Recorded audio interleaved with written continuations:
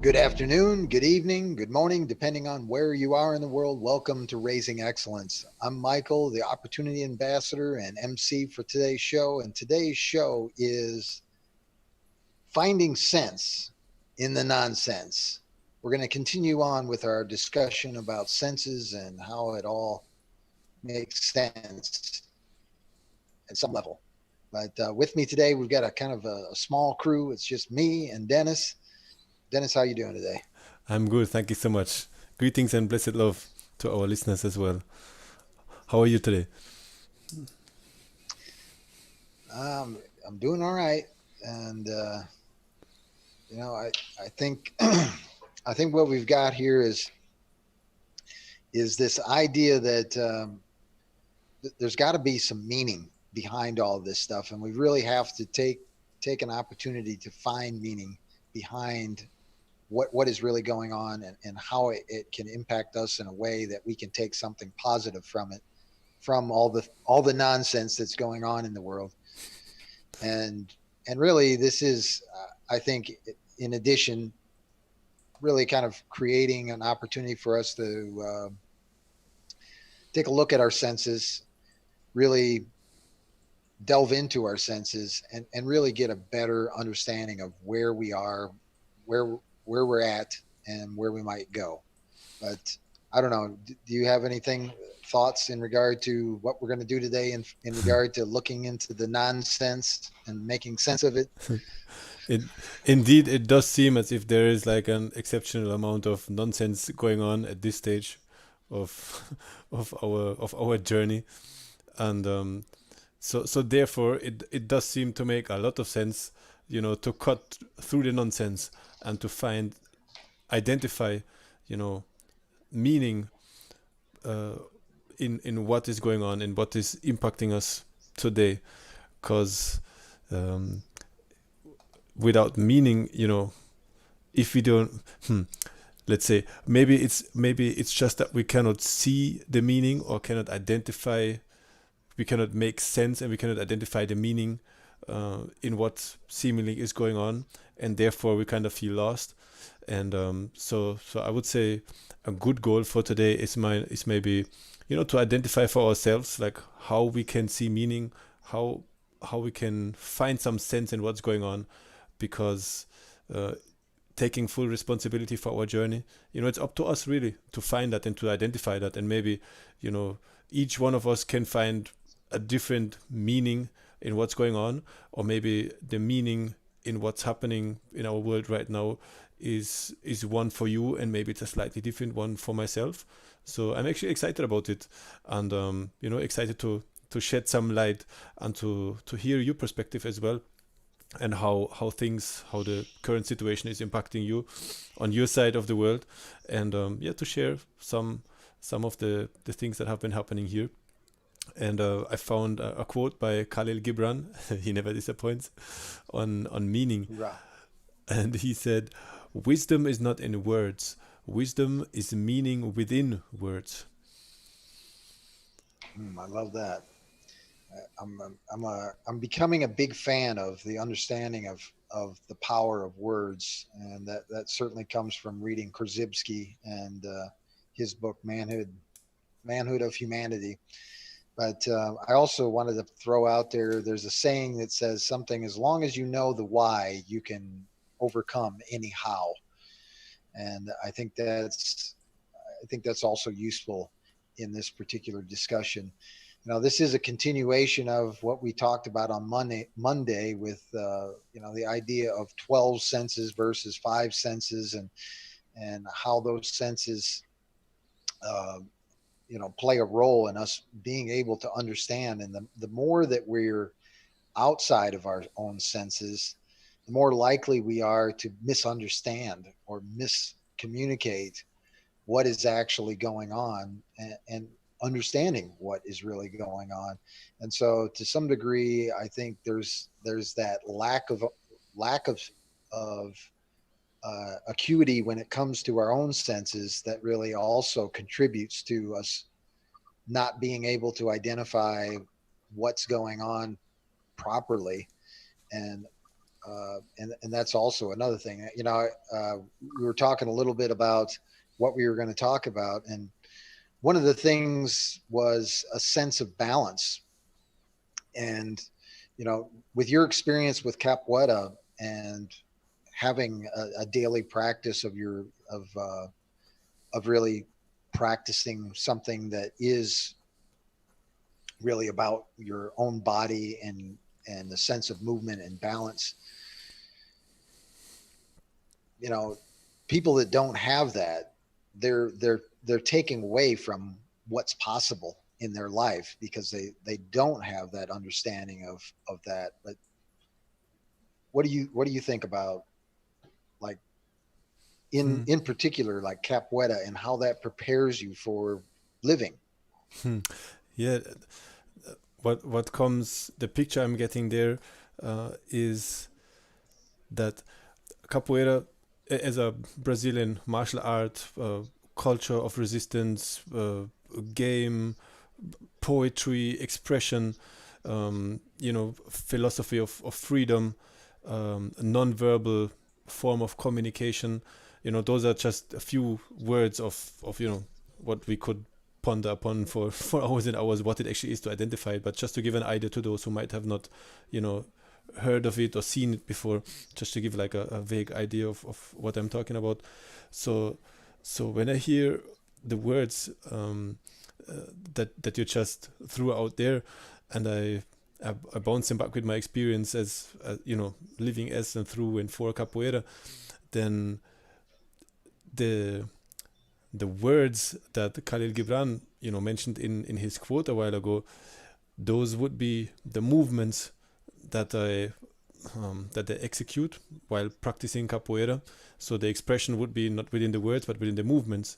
So my words, in that sense, would be the movements, and those also are expression of who I am right here and right now in this moment. So instead of expressing myself verbally, I express myself through the movement, through putting my body in balance or unbalancing it from a position that I'm in. I'm in a position now, like I'm going, I'm leaving the balance of standing in front of you, and I'm doing, I don't know, like a cartwheel or some other movement. So there's continuous movement in capoeira, and I continuously will have to leave, a static position and be in continuous movement and continuous flow. And so it's to f- and to put meaning in, not only in my words, but also in the mm, in my movement. That makes a huge difference. So whether I do, let's say, a kick or an attack, or a flourishing, a beautiful movement that enriches the game and that makes it look fluent and beautiful or agile, acrobatic, basically.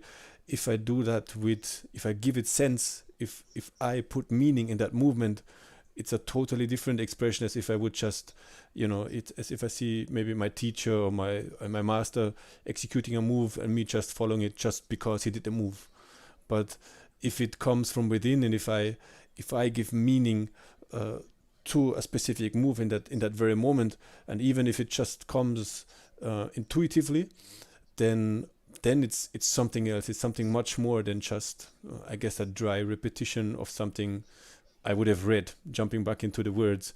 So, if I saw something or read something in a book, and then tomorrow I will just repeat those words, but there has not been some input from within me, or if I haven't put those words, if I don't speak to you within the relevance of the moment, and adding something from my own experience, from my own perspective into them, then they will just be dry and probably boring. And so we have that opportunity of making, of giving meaning to who we are, and how we express that. And I think that is something that can be felt, right? Like you would know, and you would sense, you would be able to sense if somebody just talks from, like, I don't know, like a dry book studied knowledge, so to say, or if somebody passes on wisdom, and if it's backed up with knowledge, not only with knowledge but with experience as well, in life experience.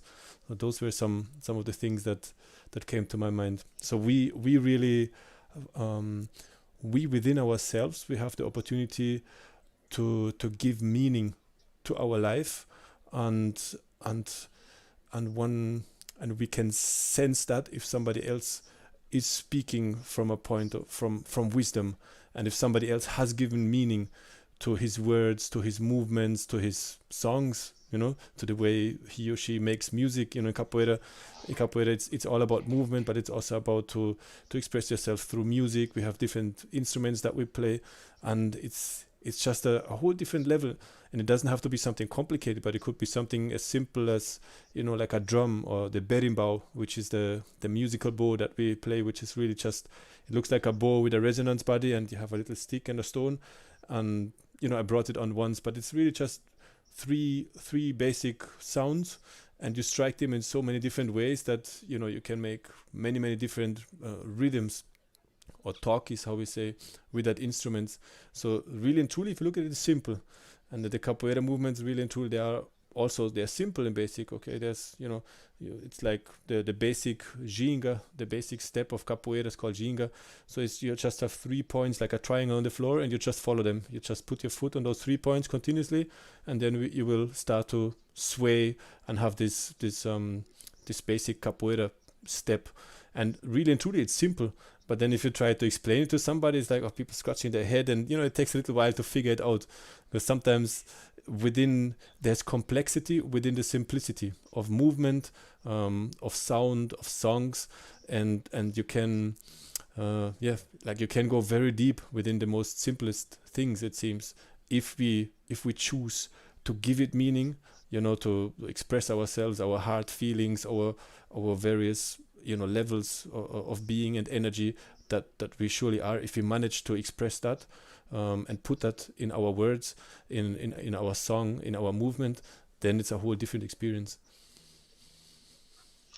Yeah, and I think some of the things that you're expressing there, when it comes to the artistry, is what I would reflect as almost like a love for the art, and that flow when everything goes correctly, or when things take it to the next level. There's that love of being involved in that is I guess it's addictive, but it's full of energy, and like you said, it's something that you can distinctly take note of, because it's there. When people don't see that, or when people don't sense that, it, it isn't there. But that magic that happens when you're doing something that you love, and you're doing it at a high level, that really takes away everything else. It doesn't really matter about all the other things that are going on, the environment, what people are thinking, all the other things. It's that love of the art, and it's the practice of the art in excellence that makes it so uniquely special. And then all the other stuff kind of falls away. And so I think that's where that why becomes so important, and how the understanding of what we feel strongly about, and what makes us feel good about ourselves, is so important to be able to identify, so that we can spend more time in that pursuit than less. Because I think one of the things when it comes to the nonsense is it's really about just when people don't have a great understanding of their senses, or what is actually going on, or how to disseminate information and what's going on. There's a lot of potential for confusion and conflict. And for those that seek control, that's an easy distraction that can lead to them having an advantage. And so if we allow that to happen, if we kind of allow ourselves to be desensitized to what is going on, and being able to understand what's going on, we kind of allow ourselves to be taken advantage of. Yeah, yeah, so true.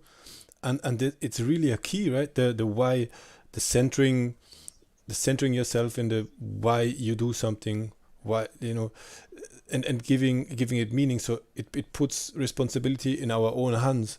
So even if something, that makes no sense whatsoever for us comes into our lives, and as you mentioned, there's quite a few things at these times. A lot of people, you know, walking around like carnival with mask and other things. So it seems difficult, like, to make sense of it if if you sit down and then sorry, you look at the scientific facts and you look at what it does and what it doesn't do, it what it supposedly does. So it's like, oh, that doesn't make any sense at all.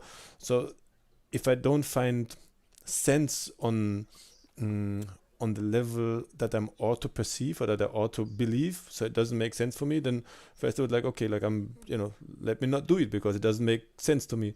Because if I would do it and I would do it without it making any sense for me, then that would be, hypocrisy, and then it would be empty. So there's a resistance within me, to do anything or to follow any, orders or instruction, whatever, if they don't make sense for me. It reminds me about schooling as well, and we talked about that, quite a few months ago.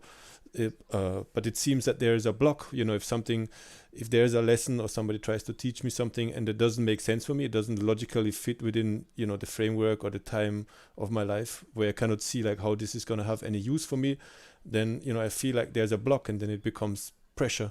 It doesn't like pull or like suck me in, and like, it didn't raise my interest, but it's rather like, okay, like, I don't know what I'm going to do with it. Like, why should I learn it? Why should I listen to you if you cannot express the importance of what you're saying to me right now, and if I cannot find a why? And at the same time, there is the ability of making sense, even out of the most nonsensical things. So okay, like, on a level, to me, like, within the last couple of weeks and months, the whole mask situation, for example, like, it doesn't seem to make much sense. I don't like to be forced to do anything that doesn't make sense to me. um, and neither, to see my children or my wife and other people around me forced to that. So it's like, okay, let's raise awareness, let's confront with the facts, let's discuss about it, and then if it still doesn't make sense, or if it doesn't seem to help or do what it's supposed to do, then is there another level? So that's the challenge. So I'm challenging myself, is there another level of giving sense to it, of making sense out of something that I just couldn't find, relevance to my life? And when I bounce it with capoeira, it's like, all right, if there's like a game going on and there's a vibe going on, and it might be not really what I'm looking for, or it might be, we mentioned egos last show. Okay, so I see a lot of ego involved, and people trying to be bossy and to say I'm this and I'm that, or impress their girlfriend. Just, it's like, all right, that makes sense for them in the moment, but I want to do something else. I want to express myself. I have another reason for that, so I can leave other people, to do their thing. But when I'm going inside, when I'm playing, I want to give it a different meaning, and then for me, the for me, hmm, I will have to be established in my why. So I have to know why I'm going inside, why I'm playing, and although it might not match the why of the other, so then I would have to find a way of how to work with the energy that's there and with the why of the other, without being compromised in my own standing. And then I just made sense out of the situation. So maybe the sense of the entire situation was to challenge me in a very challenging way, to kind of stand my ground, or to maybe, leave the position that I had before and step to the side and look at it from a different angle, and see if I can find a different why, um, uh, while still not, how would I say, while still not, uh, forgetting about why I'm here, because maybe the situation just forces me to really be seated in my why and to standing my ground, um, but just to up my guard more. So it's maybe not everything is nice and we're going to have a smooth and you know joyful exchange, but maybe it's still supposed to be joyful, but maybe in this at this moment I have to keep my arms up, and I can't raise my legs too high because I'm exposing myself too much. So I have to learn how to be joyful and how to be in the flow of things, of music, without really exposing myself too much. And then it's that in itself is already okay. That there's meaning for that in me, because it seems that in life, you cannot always, open up yourself to everybody so much. So sometimes you have to protect yourself and keep your legs a little further down, and reduce your movements, the open movements where you expose yourself, and just protect yourself a little more. And then, so that would be a way how I can see that we can make sense out of the nonsense that is there by finding, as you said, and being established in our why. And also, maybe venturing out and finding out what is the why of the other, of the perceived other. So, and then through experience and repeated experience, and of course, there's the wins, the ups and the downs. So one day you fail, one day you get a blow, or you get tripped and you fall down. But then in capoeira, the thing is, once you try at any cost not to fall down or to be thrown on the ground, and they say a good capoeira never falls, but if he falls good. So to fall good in capoeira means you fall, you fall on your hands and feet, so you drop on the ground without your bottom or your back really like touching the ground. And then it means it's not a loss, so to say, but you can get back up, and then it's good if you smile, because life just keeps on tripping you from time to time, and it's good to know how to fall well, and to accept that as well, because sometimes you get thrown to the ground, and sometimes you're the one who throws somebody else to the ground. So there's a continuous exchange of it, and knowing where you stand, knowing what your why is, what the meaning is to what you do. It doesn't mean that you won't fall and you won't be thrown, because the challenges are there, and you challenging the other as well. So that's a whole. So there's sense again in everything. So that in itself makes Okay, meaning. Dennis, when you're, you do a lot of training, you've trained a lot of young children and people uh, that were novices at capoeira, and turned them into people that love the art of it.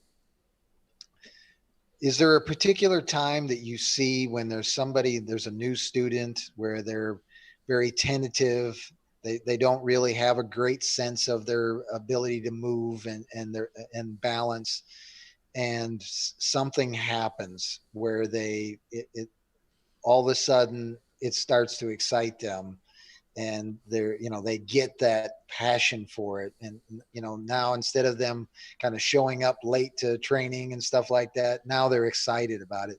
Have you ever seen that? And in that, is that one of the things that you want to instill in your students, is that like finding the way that it makes it useful for them, or it makes it the meaning for them, the why for them happen? Yeah, in fact that is one of, or maybe the thing that I try to bring out as early as possible. So I feel that is at the base of everything. If I can manage to let a new student, or somebody who might have been interested, or who might have even been shy, to come and try it out, because it's, oh god, like, I'm too old, I'm too fat, I'm too weak, I'm too this and to that, and a lot of people, they don't even get that far. They see it, and then they're afraid. No, I can't do this. Oh, I see this guy, I don't know, spinning on his head and jumping through the air, and I can't do that, and that's why I can't even try. So somebody who came to class and actually showed up, put on his shoes or took off his shoes, and who comes to class, like, he already overcame a lot of hesitation, of fear. And then I see my role as guide, as teacher, in or contramestre, which is the rank, so to say, I have within the world of capoeira. Um, Not so much as well, to teach the movements and the history, and the whole art of capoeira, but really and truly, it is to connect the student with himself, and to give him a tool, which is what capoeira for me is as well, to find yourself and then to express yourself. And and that, if I can get the new student to love what he's doing, then everything else will just add on naturally. So if he or she comes, to class, and because that's what they love, that's what they like, and in the beginning, it might be the other people that are there, or it might be the movements, or it might be the music, or for the children, the teacher, of course, is like the first point of reference. So it's a very Yeah. personal relationship. Like if I look at my daughter right now, if I look at younger children, they they will look up to their parents, and to the teachers, because and they will do things because they love the teacher, because they love mommy, they love daddy. So it doesn't make necessarily like sense to them, but they do it because they feel that sense of affection and of love to the one who is guiding them. And then and that's a lot of responsibility for a guide or for a teacher, right? Because knowing that somebody comes to you and gives you that trust, and really puts his even his safety in the terms of the martial arts, his physical integrity and all of that in your hands. That means that Yeah. you will have to be aware of that, and you will have to ideally guide them, and not make them not use that and abuse that to make the student dependent upon you, but to ultimately guide him back to himself. So if that, and that is a big why for me, it is, it's not to say, oh, I'm this and that, and without me you can't reach nowhere. No, it's like, okay, nice, wow, I appreciate that you open up, that you trust me, and the parents, I appreciate that trust your child to me, that he or she can train with me. And so that's a big opening, and that's a big what is it, like, sense of gratefulness that I have already, because I know I'm careful about whom whom I expose my children to as well. At the same time, knowing that it is life, and we're going through life because we have to make our own experience. But then, yeah, and that's a whole different level again of giving it a why. So if my why, in the sense of guiding and accepting students, is to find a way through capoeira, and to use capoeira as a tool of connecting them with their true selves, with their own self, then once they get that on any level, and it can be the physical level, it can be mental or emotional, then they will associate coming to class, training, making music, interacting with each other, with something positive and life enhancing for themselves. So they will feel, and whether they know it consciously or subconsciously, they will feel that it's something good for them. And children, oftentimes, they wouldn't be able to explain that or put that in words, but you know they in the classes that I teach, they are free to come, even even in the prisons that I taught. So like, that was my thing, like, guys, are you here because you want to be here, or are you here because these guards told you to be there, or somebody else told you? Because if not, it's totally cool with me if you just sit down and watch, or we talk or whatever. We don't have to do anything, but I only want to work with you if you're here by your choice, because I'm here by my choice. I can leave if I don't like it, so can you. So that's a first, is like, oh, I'm not pushing you. Capoeira is not pushing anything on anybody, but it's, it has, if the philosophy of capoeira has to do with freedom, then, if you don't do it by your free will, then that already is a bad start, so to say. Mm. So Absolutely. that And, has to and be at that's the that's a bottom. great point. That's a great point, is the idea of choice, and really beginning with choice, and giving people choices along the way is certainly a example of of something that's valuable, that's good, is when you have choices, and when you're consistently making choices as you grow into the person that you want to become, um, making making distinct choices about what is the things that are the reasons why you do the things that you do. um, Being aware of those things, and that certainly relates to the senses as well, is is really tantamount to making good choices. And so, like, if we're giving people choices and they make bad choices, and they learn from those choices, and they learn the value of what are the things that make up good choices, then I think we're on that path of really understanding why the senses are so important, and why it's so valuable to really be um, more reflective and understanding of your own self and your own reasoning for doing things, and the meanings behind the things that you do. And yeah, That's all good. it's true. And and the fact is that by giving them the choice, it's not rule. I'm not giving you the choice to do A or B or to come and join the class or not, but really and truly, I'm making you aware of a choice that you have yourself. So if I do it with responsibility, it's not like, oh, I am the one who gives you the choice. No, it's like, oh, look at this like that. It's like you had the choice. It's, I made you aware of it, but it was there before. You can choose, to join. You can choose to train, with all of your heart, with everything, you know, uh, even if you don't have the physical ability or the sports background or the flexibility, whatever it is, it doesn't matter at all. Like some of the students that stick or stuck with training and that went the furthest within the art of capoeira, speaking from that perspective, they came with wow, with the worst conditions you would expect, or physical abilities, I could imagine. And then others who were like more talented or physically prepared for it, they would dump it after a short while. And so it's not about, again, making them dependent and saying, oh, I was the one who gave you the choice and this and that. No, I made you aware of the choices that are there for you on your plate. It's like, oh, look down on your plate, the food is already there. You just didn't look at the plate, you didn't look at the right place. So I'm kind of giving you a hint, and I'm showing you, okay, look over here. Oh, okay, there's this food. Oh, and there's another plate here. Oh, there's another plate there. So, oh wow, I have the choice, I can choose. Like in Brazil. One of the things I love about Brazil is that they have such a rich, how would you say, culinary art.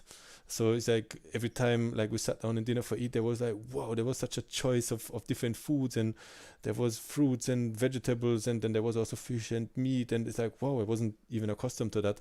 And that's like a metaphor, like how I see it. It's like, wow, making somebody who hasn't been able to see that there's all those choices that you can make, and showing them the choices and not picking for them. But the freedom has to be, within the student. It's like every day, again, it's like it's up to him, or to her. Is it, to make the choice to step to the academy, to step inside the capoeira circle and play. That's your choice. Like, if there's no force behind it, it's like, I'm not forcing you to step inside and to play with this guy or with that lady. It's like, you feel that it's your time. Okay, go step ahead and go make the experience. And then we therefore encourage the other one to take responsibility actively for everything that happens. And sometimes, sometimes difficult things happen and difficult situations happen in the circle, in the game. Is like, oh, but he hit me, or he did this, he did that, and that was mean. And I was like, okay, yeah.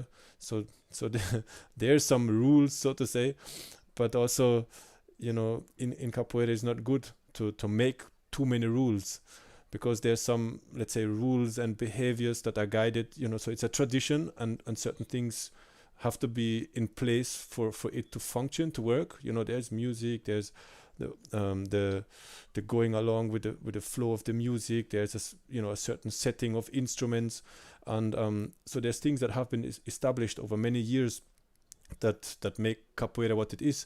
But at the same time, there's a certain fluidity. So if it becomes too rigid, or if one tries to establish new rules or try to make a rule, like harsher or harder as it actually is, or as it has to be, then, things kind of slip through your fingers again. And like, the more you try to hold on to it, like, the sand runs out in between your fingers. And yeah, it is like there's freedom in the giving of choice. And the giving of choice is not something that I give to you, but it's something that I make you aware of. And then and that in itself is another level of making sense, right? So it's like, oh wow, it makes sense for me now, because I learn that in order for me to feel fulfilled and in balance, I don't have to pretend like I'm the one who is owning things and who is running things, but I can just speak, put meaning to my words and to my work by by by by giving it the meaning that I want to create, and put that meaning to you. So if it has meaning for you to be here right now and to train capoeira with me, or to talk with me, or to do whatever with me, then that's great. Like water that flower and give it meaning. Do everything you need to do in order to increase the meaning of what you're doing right now, and then we both can have a rich experience, and then we can make sense of everything, even as nonsensical as it might seem. It's like somebody who's never come to class, like, oh, what is this all about? I mean, like, he's playing the drum, and this guy is playing an instrument I don't even know, and these guys are shaking hands, and these are doing like flips and cartwheels, and what is that? It's like a fight, a dance. It's like I don't know, and like it seems so overwhelming. At the same time, it's enticing, and there's energy, and it's like wow, like I want to find out what it is, and then you learn the movements, then you learn those different technical things. But what the glue that holds it together is the sense of joy and of expression that it gives you, expression of life basically. So that's what I see. It is an expression of life, and it carries freedom within every level of its of the execution of its movements and songs. I think there's another word that I definitely think is important, and I think we covered it in our artistry of loving relationships. This idea of consistency. It came up in the episode with Kurt and Willow talking about their relationship. But what you're talking about with capoeira too is a level of consistency and commitment to consistency that you train every day, you train with some purpose and some meaning to what things are about. And really on the opposite side of that, that's also kind of an understanding of like what is the outside world, what is the environment doing that is consistent, and being able to see like what is consistently happening is really a reflection of what they're trying to do. And so like in the outside world, the nonsense world, there's a lot of nonsense that comes through consistently, but that's also a way of kind of being able to understand, okay, that's what I'm being given, but then what am I going to consistently do with that? And in a lot of cases, when it's lacking in truth, and when it's lacking in knowledge and information, it's easy to dismiss the stuff that's nonsense for things that are valuable. And those are really, I think, kind of the keys to getting the most out of an understanding of our lives, is really being consistent about what's important. Yeah, a kind of mantra came to my mind, which is while you were talking, which is something along, I will consistently make sense out of the nonsense that appears in my life. So that could be an approach. So, and that creates excitement. Again, it's like, okay, whatever whatever restriction or whatever, kind of nonsensical foolishness, life seems to throw at me tomorrow or today, it's like I'm gonna find a way to make sense out of it, and to be consistent in that. And that's like, okay, so whatever comes along, let me find a position, let me find a way of looking at it and of taking it in, and making it meaningful to me. So in capoeira, it's like, all right, like, so whatever kind of attack you throw at me, whether it's a kick, whether it's like a takedown, or whether it's a headbutt, or like, I don't know, like a punch even, it's like whatever you throw at me, I will find a way to respond to it. And maybe my response is going to be to back off, maybe it's going to be to, I don't know, go on the ground and spin on my head, or to make a cartwheel to the side. Whatever it is, like I will find a way of how to respond and how to roll with it, or how to play with it. And ideally, I have this saying, or this attitude of, whoever gets upset the most is the one who loses. So, not to get upset and not to be like against it, so to say. That, but if I can manage to, to, how would I say, to deal with the attack without being attacked on a personal or personhood level, but of acknowledging, okay, there's something coming, and that's in capoeira I have that opportunity, which is right there in my face, which is it's a fight, yes, but it's not only a fight. So it's like, okay, so even if this guy is trying to hurt me or doing like something, really potentially dangerous and really coming close, and it's like, it's not an attack, it's an opportunity to play. It's an invitation to a game. It's just a different level of the game. So am I prepared, and am I centered enough, to take up the game at that level? And if I'm not, I always have the opportunity to go shake his hand and say, okay, I'm good to go. I want to go out, because I'm not forced to stay inside there. And sometimes it's just like that, you know, if things get too tough and that's not your rhythm, or it's not your thing, or it's not your day, you know, you can't handle it today, then again make that conscious choice of backing out, you know, or go back to bed and sleep, or I don't know, read a book or do something else, and you have that freedom as well. That's a choice as well that you can make, right? Yeah, that reminds me of Nassim Talib's. There's several books. I think one is The Black Swan, and then another is even further called Antifragile. And the idea of kind of being anti-fragile is one in which you kind of take what you've been given and grow from it. So it's like an anti-fragile organization is always one that's um, getting stronger, even in an environment, even in a hostile environment. Mm.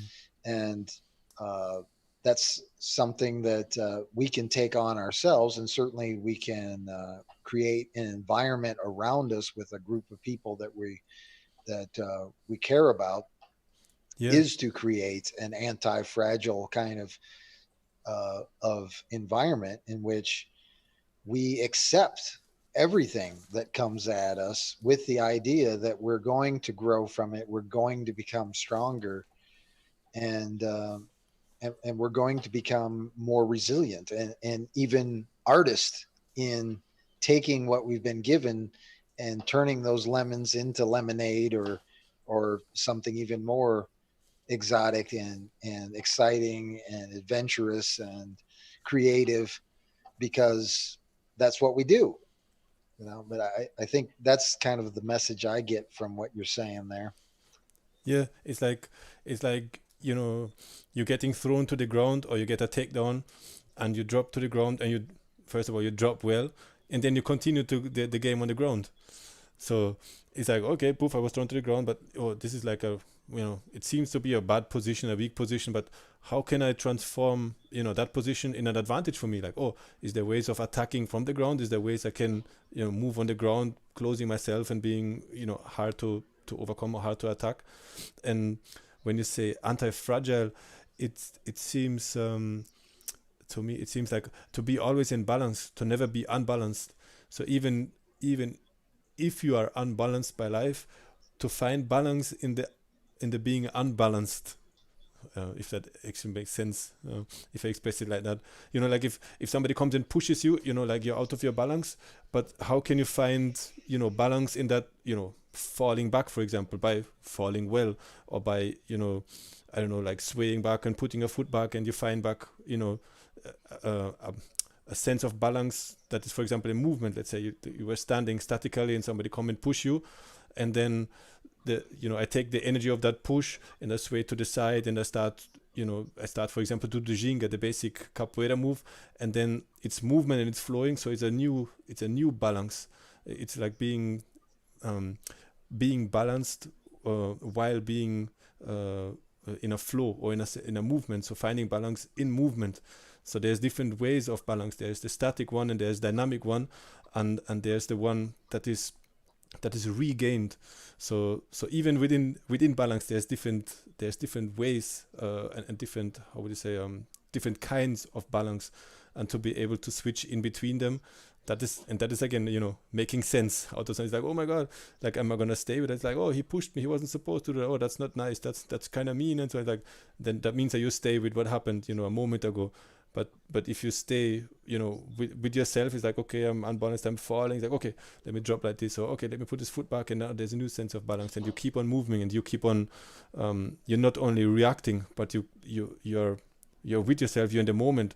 So out of that sense of regain balance, you can then act and take initiative again, and then, you know, do a counter and continue the game. So it's a continuous, you know.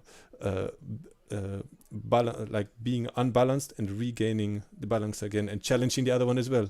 So if you're always the one Yeah. who, you know, if you never take initiative, then, you know, you give the game to the other guy, then he's the one who is running things and who continuously keeps on, you know, attacking you and unbalancing you, and doesn't give you a chance of countering, which is a strategy of the game as well.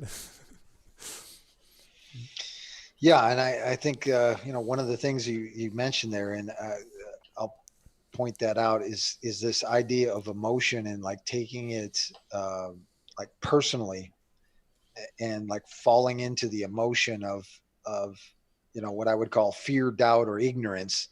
Those three areas where um, we can lose control, and certainly kind of trigger our animal instincts of just protecting ourselves uh, rather than understanding. And how like taking input in, uh, having a trigger moment, and being able to uh, kind of rise above that circumstance, and really have the cognitive ability as well as the preparation and physical ability to make something out of that, where you know people watching could say, wow, that guy, he's just, there's just no situation he doesn't come out of looking beautiful, because you're so resilient, you're so consistent, you're so well prepared, that whatever the circumstances that comes along, you don't fall victim, you don't let emotion take over, you don't basically give up to fear, doubt, or ignorance, but you continue to grow. And maybe that's the key word, is grow. Is if we're always growing, if we're always improving, if we're always getting better, then it doesn't really matter. It's just we're continually growing. True.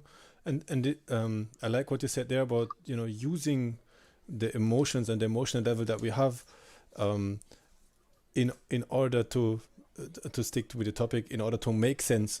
So we use the abilities that we have been given, whether it's on a physiological level, on an emotional level, or on a mental level. So we're using them in order to make sense out of the nonsense or out of the challenges that life is throwing at us.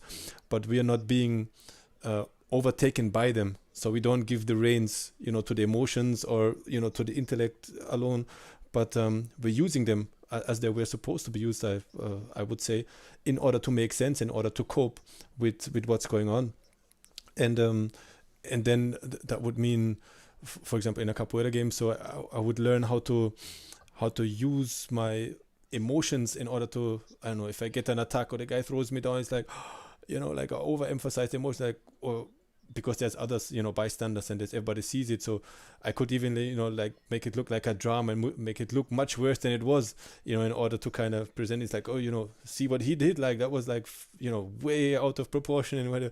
So, or like with a child, it's like, sometimes the child does something, it wasn't that bad, but you pretend that it was really bad. It's like, it was, you offended me, or you did, like, just kind of like using your facial expression and using your emotional level in order to emphasize or to make a point, basically. So that would mean then, to consciously use the tools and the possibilities that we have been given in order to make sense of a situation that is there.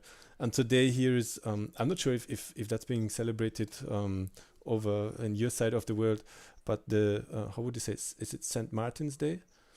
Um, there is the Well, it's the I guess in the United States, November 11th used to be Armistice Day, which was the end of the Great War, World War One.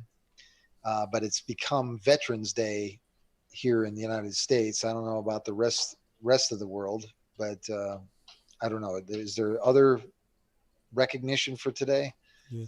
Well, here, or at least in certain parts, it's a St. Martin's Day. So that's when little children would go outside with lanterns, and walk in groups, or people walk together with lanterns, and they would sing songs about the moon and the stars and the sun, and walk with a little light, like in the darkness. And so it's a religious tradition, really, and there's different nuances and in different parts of here in Bavaria, in the south of Germany, where I'm. But even without getting too much into that, it's like right now, we have uh, this new situation where we are not able to leave and walk as freely as it's supposed to be. I'm trying not to say the Yeah. bad word. Just saying, Agnieszka, I'm trying. Anyway, so we have that situation here, and there, most people are like, no, you can't leave home. You're not supposed to meet anybody. You're not supposed to stand with anybody. And for the few, or and it's getting more. It seems the people that that doesn't make sense to them. It doesn't make sense to me in many ways. So we still find ways of gathering. So there was a gathering, officially announced today, and I went there with my children earlier, and we made little lanterns early, and we went out, and it was exciting because most people, they just stayed inside the yard, but there was these few crazy ones who actually gathered in the town center, and so basically it was a announced protest, and then there was a few organizers, and we were basically walking and marching, and we gave it we gave it meaning by like we were not chanting, but like we were loud, so to say. We were walking to the town center, and we were protected by police from all sides, and they were really nice, so there was no interference whatsoever, and they opened up the ways, and they nobody like was being harassed in any way. So that was a nice experience, and there was families, there was little children with their lanterns, and people walking without the mandatory covering of faces in place by most of them, and and it was nice. So it was new in a way that the chants, the children chants, were not being sung, but maybe it was also because of the how would you say, the person that organized wasn't into singing that much or so. But we were talking, we were loud, asking others to join us, and pointing out certain inaccuracies of certain policies in place right now. But it was really so there was meaning to it, so there was a tradition of people gathering it that day, and we gathered, but we gave it renewed meaning and purpose by adjusting it to what's going on right here and right now in our lives. And it was really pleasant. It was so nice and rewarding, to see other people, like-minded people, and together with them. And yeah, just to be together, which so that's another making sense of what's happening right now. It's like it gives renewed sense of purpose of even just meeting with other people, because it has become something not out of the normal almost, that you can even see somebody's face and interact with them in a way that used to be just normal up to very recently. Yeah, and that kind of describes a couple senses that we talked about in Monday's show. The sense of life, the sense of warmth, the sense of ego, being able to identify ourselves and then identify other people's point of view. Um, really being able to understand these things is, you know, when it comes to wars, when it comes to violence, when it comes to conflict, when it comes to confusion, it's usually misunderstanding that leads to that kind of stuff. And these are just things that if we're not consistently understanding and challenging our own senses, there's room for misinterpretation and conflict and confusion and all those things. And when we take the time to understand other people's points of view, and a sense of their own of their perspective, we get a greater we get, like what you said, a new sense of meaning that comes out of that particular experience that wasn't there before, because of these new things that are being added in that make those things much more apparent. So like the value of being able to get together with other people is becoming much more important and much more um, useful Yeah. I in explaining what's going on in our world. yeah.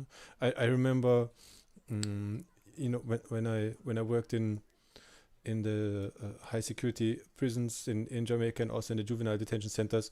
So it's so easy, and many seem to, even many of the ones who work with them day by day as a warden, or in the specific institutions they work. It's like it seems so easy to say, oh no, these are the bad guys, these are criminals, the murderers, this and that, and so it seems so easy. to judge and to put people in a corner. But something that I discovered like really rather quickly, and like I came from a different background as well, and with a different, I guess, mission and different meaning to what I wanted to achieve there.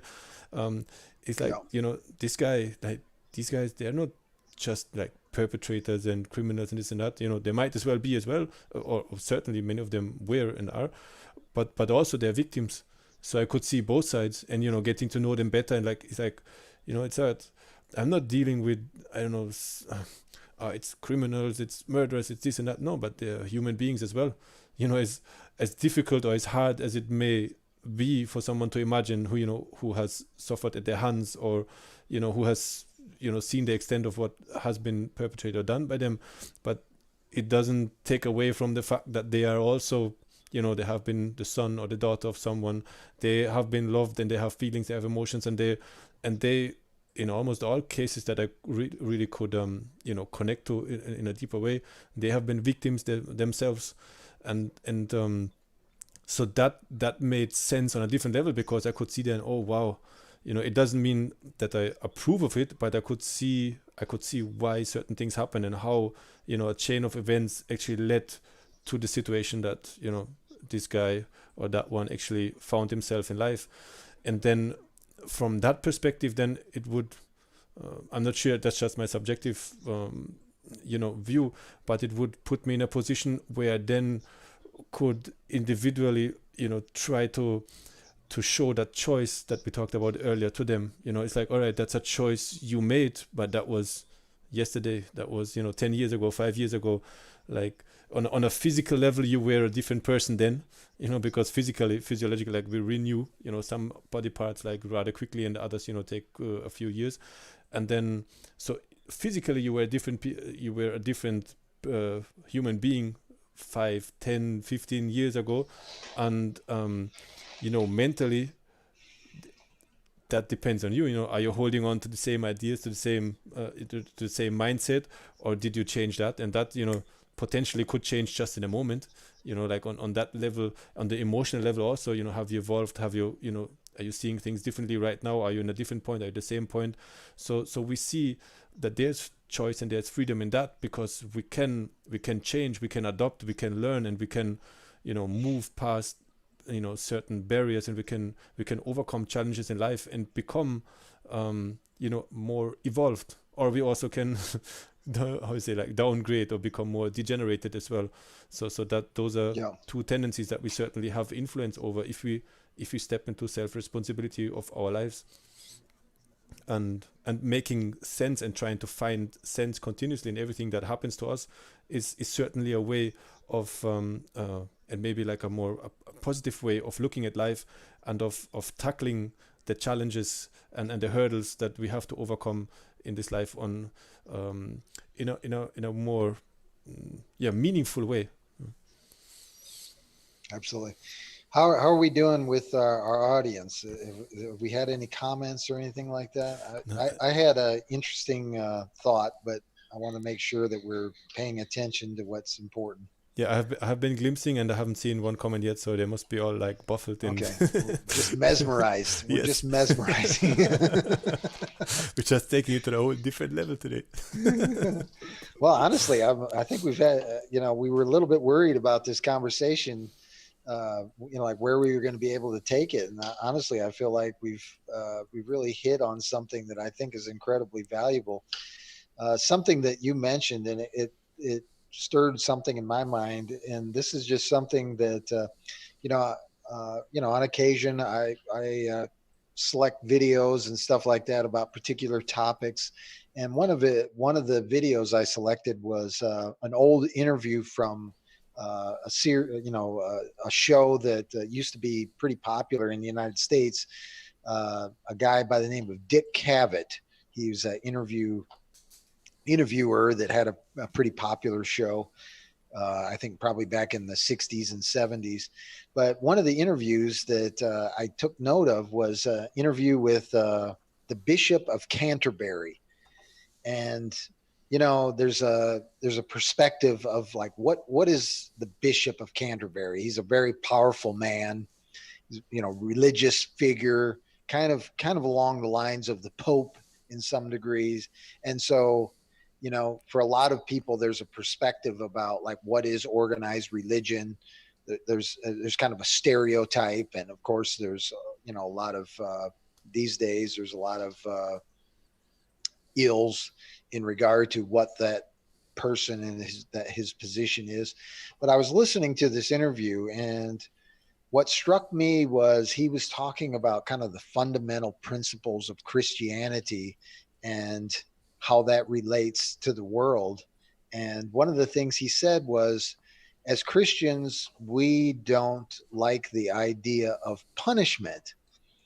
And I thought, whoa, that's kind of an interesting perspective that I haven't heard in a long time, is that Christians are against the idea of punishment. I, I thought of a lot of the religious folks that I know, and I thought, wow, I don't know if they really believe that. Like, is punishment bad?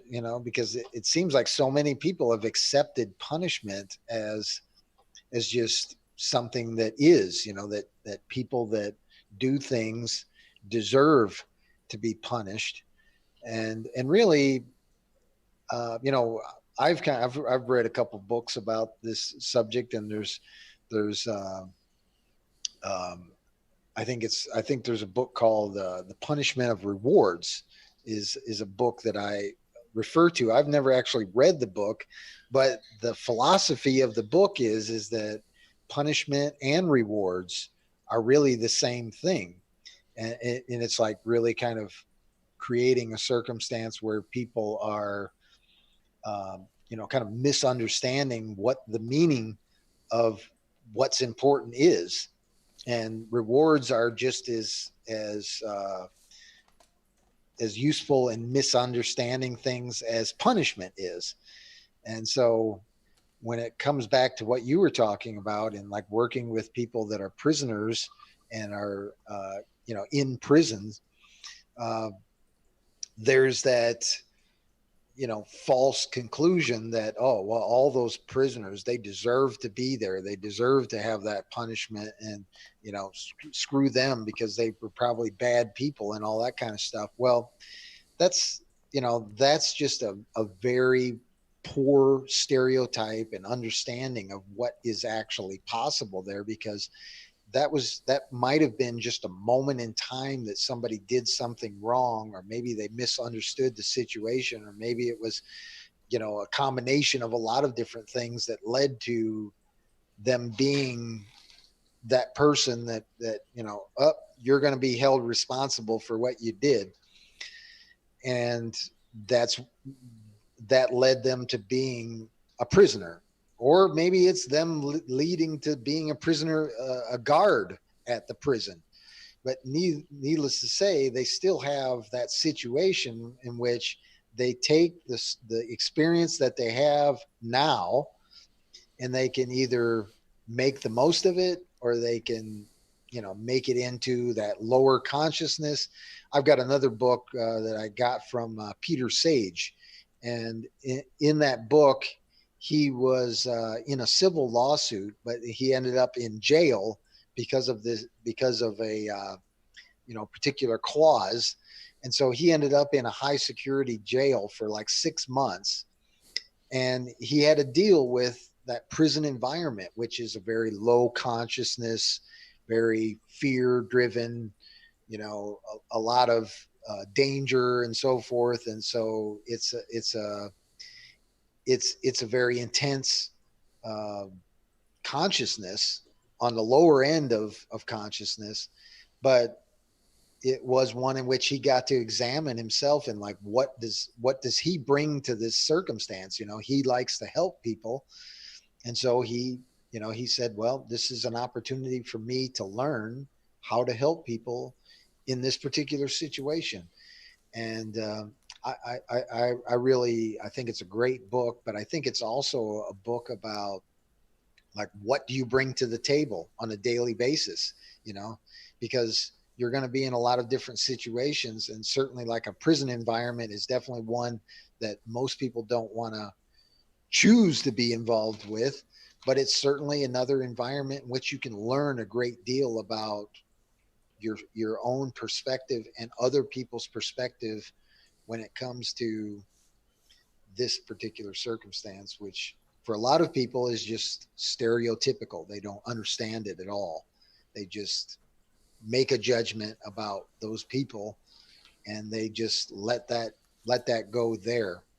And there again is that opportunity to learn something, that when it comes to judging people and judging people, you know, in a bad way, we lose so much. That's true. You know, when you a while ago mentioned about punishment and also reward, um, somebody came to my mind, Maria Montessori, and I know you heard about her, and she Yes. uh, so there's a whole line of schools, the Montessori schools, that are Yes. continuing her work. And I remember that she had something to say about it. Actually, was I able to find a quote from her, and it says, "Rewards and punishments, to speak frankly, are the desk of the soul. That is, a means of enslaving a child's spirit, and better suited to provoke than to prevent deformities." So she obviously felt very strongly about both, as you said it as well, punishments and rewards, and about how they were being used in her times, especially, but I guess to a large extent up to today. Because even if you look at the current situation, you know, a lot of it is perceived punishment and is fear of perceived punishment, and that seemed to have been installed in us like from the very early days on.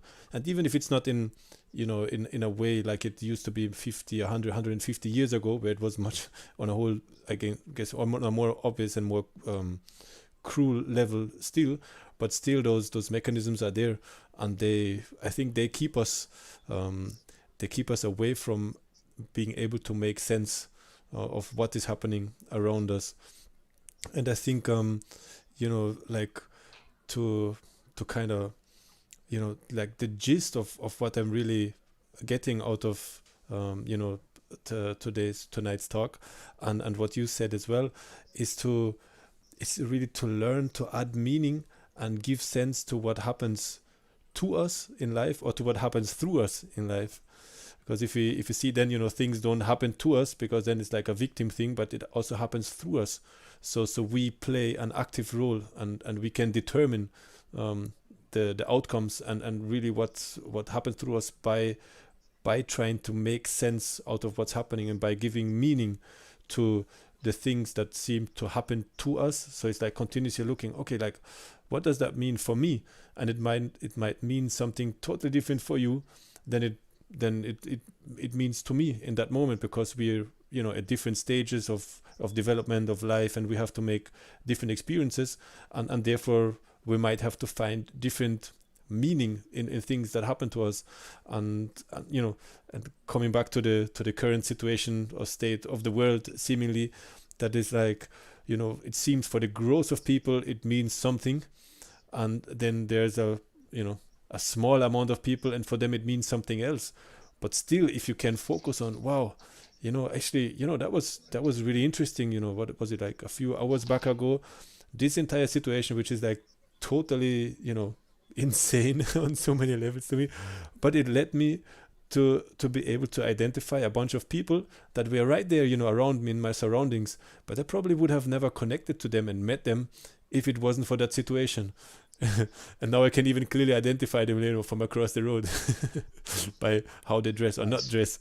So that is interesting itself. So it's like, wow, that adds kind of meaning, and it doesn't mean that I say, oh, that's a great, you know, that I approve of things that are being put in place, but it means that I accept it, and that I can find ways of using the current situation, how to evolve for myself, and how to create out of that nonsense, how to create situations that are beneficial not only for myself but also for the ones around me, and ideally for the world itself, which is really, you know, like a kind of motto or mantra that I have been having. It's like, the things that I do in life, I don't only want to do them to benefit me, but I want to impact, the people around me in a positive way, and I want to have a positive impact on the world itself with my existence right here, and that in itself again is giving meaning, to every moment really. Yeah, and it even is more valuable as the nonsense builds up and the people around us might kind of lose their bearing in some cases. Uh, it just means that what we do is even more valuable because as we can give them the opportunity to find meaning or to help them find meaning in the circumstances without losing without losing really the emotional connection to the positives that can happen and the positive emotional states that we can deliver.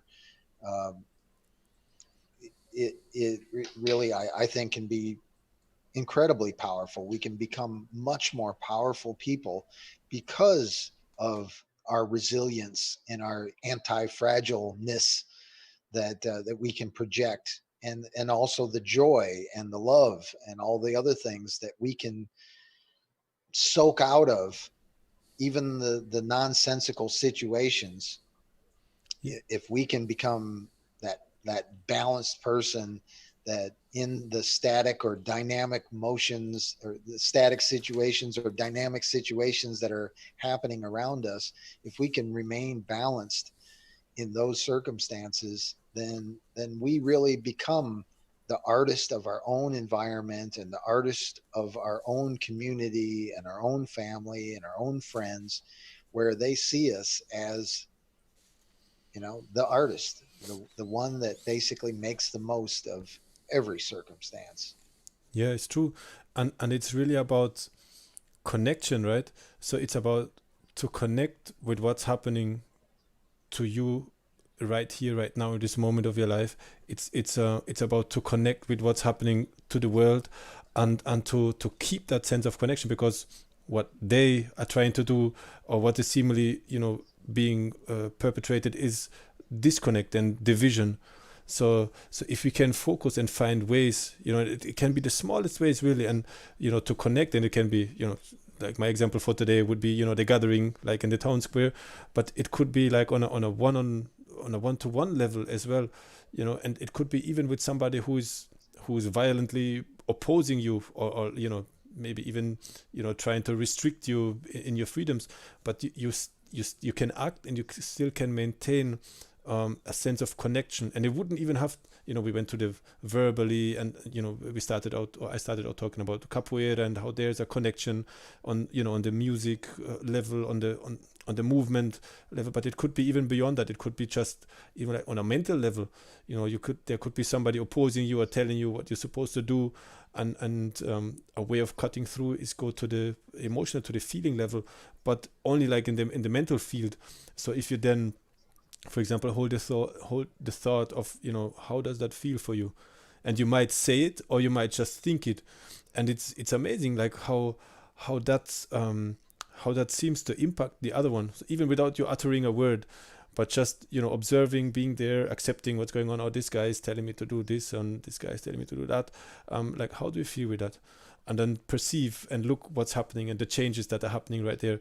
But there is a shift within ourselves primarily, and then that shift, it reflects in the ones that surround us, and especially in the ones that are close by. And I think that's an essential part of making sense out of the nonsense, is like to maintain and to keep that sense of connection, even though it seems like, Yes. oh, I don't know, they have uniforms and I don't, and or these are older, or these are from, I don't know, these have this skin color, or they talk this language, and whatever. But to look for that connection actively, that means I look to connect with the beings that surround me, and I also look to connect and to find a connection of what's happening around me with me, because it certainly is connected to me, because it affects me, whether I label it in a positive or in a negative way, but it is affecting Yeah. me. So it's like, oh, what is my connection? What is my sense of connection with that? Like, how does it impact me? And how can I connect with me? How can I maybe, if if the perceived other is trying to cut off connection and try to frame me or put me in a different light or call me names or you know all of those things that are going on. We just have to open a newspaper. Like, how can we find connection? Like, how do you feel when you do that? What does that feel to you? And like I said, you don't even have to voice it. You don't even have to physically stand up, which takes a lot of courage already, like, and maybe a different preparation. But you can just be within yourself and say, oh, how does that feel? How does Yeah. that feel for me and for you? Yeah, I know we're running out of time, but I got another little ditty in regard to a story about, and maybe this relates to some of the senses, because I spent some time in the Army, and it is in many ways like a prison sentence. I know we were out in a maneuver out on the tanks, and we were out in the desert and away from everybody. We didn't have great food. It was pretty much hot and dirty and dusty, and all the things that a desert represents. It's not a great place to be living, and we didn't have great food, but we did have a supply of meals ready to eat. And we took some crackers, and we took some ketchup, and we took a dehydrated beef patty and some of the like processed cheese that they give you, and we came up with we made like a pizza. we shared that pizza, and just that sense of taste, of like creating something that everybody could taste, that hey, there's we can combine all this garbage and turn it into something that, what, it actually tastes almost like a pizza, you know. Nice. Nice. And just having that moment where, like, a few guys out in the desert, out in the middle of nowhere, with nothing really to do other than just be miserable, we came up with something that we explored our sense of taste together, and that made a connection. And it's a story that I'm telling 30 plus years later. And that was an opportunity to take the worst and make the best of it. And for me, it made a connection with the guys that were around me. And really, that's kind of like one of the things with Veterans Day, is it's a brotherhood of experiences that aren't necessarily pleasant or positive, but because we experienced it together, we share that bond, we share that brotherhood, and that we never leave that, because we made the best of the worst. And so, to some degree, that's what I think a lot of people that celebrate Veterans Day think of, is that brotherhood of making the best of the worst. That is kind of what bonds people together. And I think that's an example of a timely example of something that I think you related through the stories that you brought about as well, Dennis. Yeah. I really appreciate the time and the conversation that we had today. I hope the audience did as well. We are here every Monday and Wednesday at 5:35 approximately p.m. on Eastern time. But I appreciate your input today, Dennis. I know we were on our own today, and hopefully it didn't go off the track too bad. But definitely want to thank the audience for paying attention and checking this out. And hopefully this was very useful in making sense of the nonsense. Yes. Any parting words? Yes, well said. Thank you so much as well for your time and for your input. I certainly enjoyed myself. It seems like time was flying.